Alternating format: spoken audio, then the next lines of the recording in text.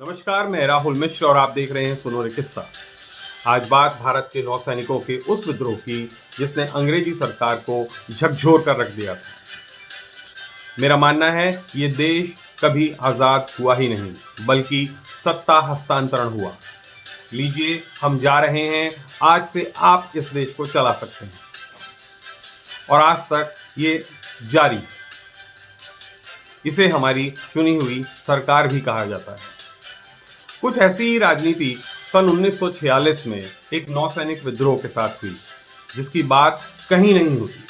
बस एक शेर पढ़कर इन दीवानों से छुट्टी पाई जाती है कि शहीदों की चिताओं पर लगेंगे हर बरस मेले, वतन पर मरने वालों का यही बाकी निशान होगा। वो कब होगा, कहां होगा?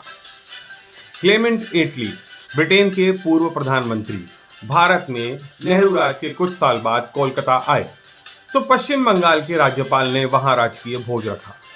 इस दौरान कोलकाता हाई कोर्ट के मुख्य न्यायाधीश पीवी चक्रवर्ती ने उनसे बड़े अदब से पूछा कि गांधी के भारत छोड़ो आंदोलन का आपकी हिंदुस्तान से रुखसती पर कितना असर था।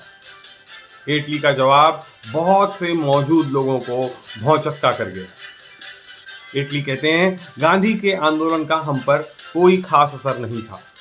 दरअसल हमारे मातहत जो हिंदुस्तानी सैनिक थे, उनमें बढ़ते असंतोष, विशेष तौर पर नौसैनिकों के विद्रोह के चलते हमारे पास ज्यादा विकल्प नहीं थे। सो हमें समय से पहले भारत से जाना पड़ा। आप में से शायद ही कुछ लोग इस बगावत के बारे में जानते होंगे। 1857 के अलावा शायद ही किसी अन्य सैन्य विद्रोह के बारे में आपने सुना हो। तो आइए चलते हैं 18 फरवरी 1946, जहां बंबई में 2000 भारतीय नौसैनिकों ने आसपास खड़े युद्धपोतों पर कब्जा कर लिया और इन पर लगी सभी तोपों को गेटवे ऑफ इंडिया और ताज होटल की तरफ मोड़ दिया। अंग्रेज इसका मतलब जानते थे, हम नौसैनिकों पर अभी हमला नहीं कर सकते। इस विद्रोह की वजह खाना नहीं तो काम नहीं को भी बताया जाता रहा, लेकिन इसकी जड़ें निसंकोच कहीं गहरी थी। लेफ्टिनेंट कमांडर जीडी शर्मा अपनी किताब untold story 1946 naval mutiny lost war of independence में नौसैनिकों को बेहद ही खराब खाना परोसे जाने का जिक्र करते हैं। 17 फरवरी शाम को ही जब 29 सैनिकों ने विरोध स्वरूप खाना नहीं खाया, जिसकी कहीं कोई सुनवाई नहीं हुई, तो अगले दिन भी यही सिलसिला जारी रहा। बड़ी संख्या में नौसैनिकों ने खाना खाने से इनकार कर दिया और नारा लगाते मेस से बाहर कूच कर गए।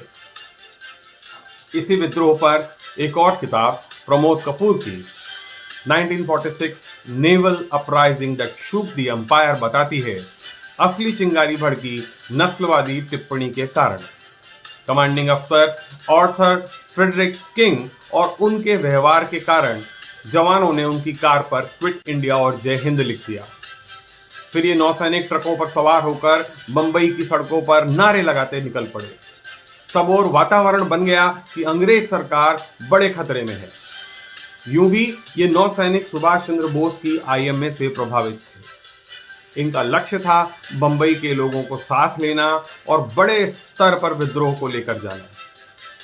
प्रशासन के हाथ से सब कुछ छूट रहा था। यूएस लाइब्रेरी के अमेरिकी झंडे उतारकर जला दिए गए थे। यूरोपीय लोगों की लॉरेंस एंड मेयो जैसी दुकानों पर पत्थर फेंके जा रहे थे। 19 फरवरी तक बंबई नौसेना के 20,000 जवान इस विद्रोह में आ मिले थे। बंबई पोर्ट के सभी युद्धपोतों पर अब इनका कब्जा था।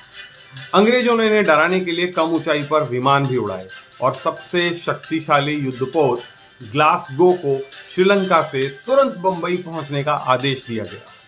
फिर भी ये जवान डटे रहे। नौसैनिकों का खाना पानी रोक दिया गया। तब बंबई के रेस्टोरेंट्स और स्थानीय लोगों ने इन तक खाने और पीने के पैकेट पहुंचाए। आम जनता का इस विद्रोह को पूरा समर्थन था। लेकिन तभी आई राजनीति। सबसे पहले कम्युनिस्ट पार्टी, जिनके समर्थन पर 1 लाख लोग सड़कों पर आ गए, जिनमें से कुछ उपद्रवी थे। इन्होंने कुछ बैंक्स को भी लूटा। और फिर आई पुलिस। गोलियां चली, 400 लोगों की मौतें हुई बताई जाती हैं। गांधी ने इस विद्रोह का विरोध यह कहकर किया कि ये मेरे अहिंसा के सिद्धांतों के खिलाफ है। कम्युनिस्ट पार्टी के पत्र पीपल्स एज में गंगाधर अधिकारी ने गांधी, पटेल और नेहरू की आलोचना की। कांग्रेस नेताओं की मुश्किल थी विद्रोह का समय। उन्हें अंदेशा था कि सत्ता हस्तांतरण जो बस होने को है, यानी अंग्रेजों के बाद हम इस देश को चला सकते हैं, ये कहीं लटक न जाए। पर समस्या ये थी कि इस देश की आजादी के लिए लड़ने वालों के साथ भी खड़ा दिखना था। तो अपील की गई आत्मसमर्पण की और भरोसा दिया गया कि कोई कार्रवाई नहीं होगी। गांधी, नेहरू, पटेल, कलाम सब के सब लग गए आत्मसमर्पण करवाने में। जब जवानों के प्रतिनिधि ने लिखित आश्वासन मांगा तो कांग्रेस के लोग नाराज हो गए। कहा, जब जबान पर भरोसा नहीं तो लिखेगा क्या। आखिरकार 23 फरवरी को वो आत्मसमर्पण हुआ। एमएस खान जवानों के प्रतिनिधि ने घोषणा की कि कांग्रेस की सलाह पर यह आत्मसमर्पण है और अंग्रेजों के सामने तो कतई नहीं। हाँ, अपने देशवासियों के लिए हमें यह आश्वासन मिला है कि हम पर कोई कार्रवाई नहीं होगी, शोषण नहीं होगा। लेकिन हुआ वही जो होता आया है। एक दिन बाद ही जवानों को अरेस्ट किया गया और बाद में बिना एक पैसा दिए निकाल दिया गया।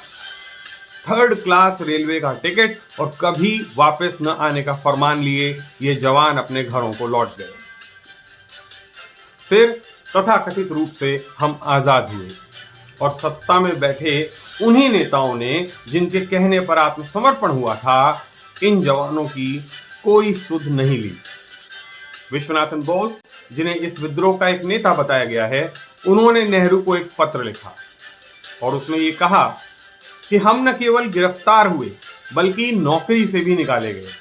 अगर देश की आजादी और अंग्रेजों की मुखालफत कर जेल जाने का यही सिला होना चाहिए, ऐसा कोई कानून है, तो आप कैसे प्रधानमंत्री पद पर बने रह सकते हैं।